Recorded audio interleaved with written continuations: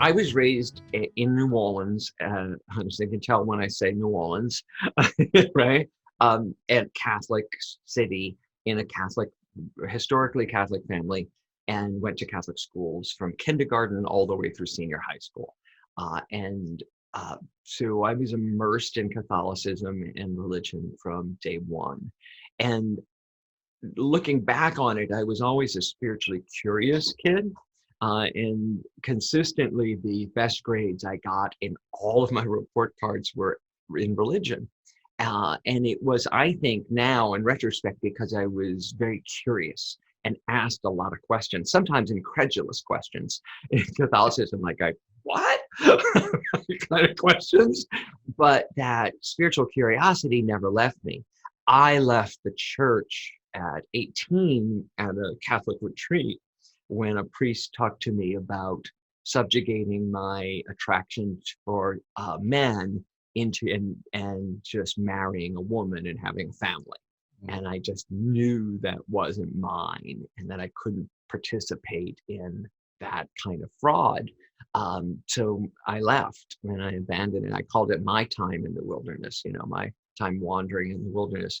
But then when the AIDS crisis struck in the 80s in New York City, where I was living, spirituality was the only thing that was the anchor through that crisis. And I found new thought, and I found that I hadn't lost my spirituality. I just hadn't been exercising it. And so I dove really in. And so today, I got married, it's like, I asked, when I was seeking my new partner, I said, I really want to be with someone who's spiritual. I'm like so excited by this journey. And, the universe responds to what you ask for. And my husband is a devout Catholic. Right? So that forced me into the opportunity to make peace with my past Catholicism. I cannot deride or exclude his experience, his true spiritual experience from my consciousness if we're in relationship. So it's been an opportunity to make peace with the Catholicism that I grew up with and the Catholicism I know now, because there are some great teachings that have come from some really advanced spiritual leaders that, from Eckhart Tolle to the Ignatius spiritual practices of the Jesuits, and countless, Merton and countless others that I use on a daily basis. So I don't have to throw out the whole thing because of some prejudicial teachings. I can use it as a stepping stone to my own spiritual advancement. And so all of that from my childhood to this moment influences who I am. What was the experience of the family relationship in terms of coming out and things like that in a Southern Catholic environment? Yeah, it was hard. It was very, very hard.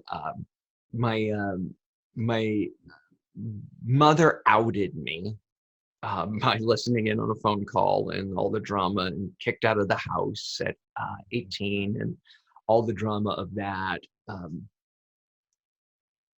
In retrospect, they are, my parents are still with us, although mom doesn't, is in an Alzheimer's home. But they became my greatest champions. They had to go through their own journey. And my father at my ordination was walking around to everybody, and I had given a talk. It was at Unity, New York, and I'd given the talk. I was ordained and I got to give the talk.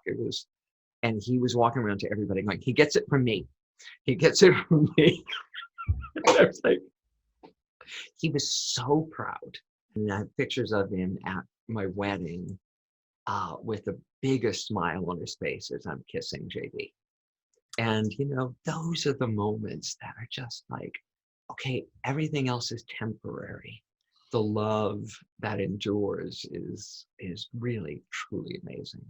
I really believe that LGBTQIA plus people, we come into family systems to expand it, to force it to grow. And it isn't always pretty, and it doesn't always outpicture even perhaps in our lifetime, but the expansion is still happening. I really believe. Yeah, and I mean, and as an adolescent experiencing it, I walked through it clumsily and sometimes violently and awkwardly, as an adolescent would. Now I can stand in it and understand, well, that was also part of learning how to be a leader, learning how to stand in my own spiritual authority, learning how to be um, proud of who I am. And now I can layer compassion on the whole process. From your heart, or from, just what do you see as one of the things for the LGBT world in terms of our cutting edge, or what's next in our evolution? Is I think there is a real growing edge for us leaders, for us elders, I'm not even leaders, for us elders in the community, um, to really understand and to get into tune with the next generation. That their experience is so different than ours that there's real wisdom to be gleaned from their understanding of gender identity, their understanding of radical acceptance, and all of that. Because I know for myself, I grew up in a much more segregated, by type, by roles, by gender, by experience, by education, all of that world. And I think the wisdom of the younger generation is really rich for us to really wrap our heads around. So that's one of the first things. And then the second thing is, in that there's an opportunity for us to be the leading edge of education to the world about how to incorporate differences, right? And how to see the beauty in all forms of expression.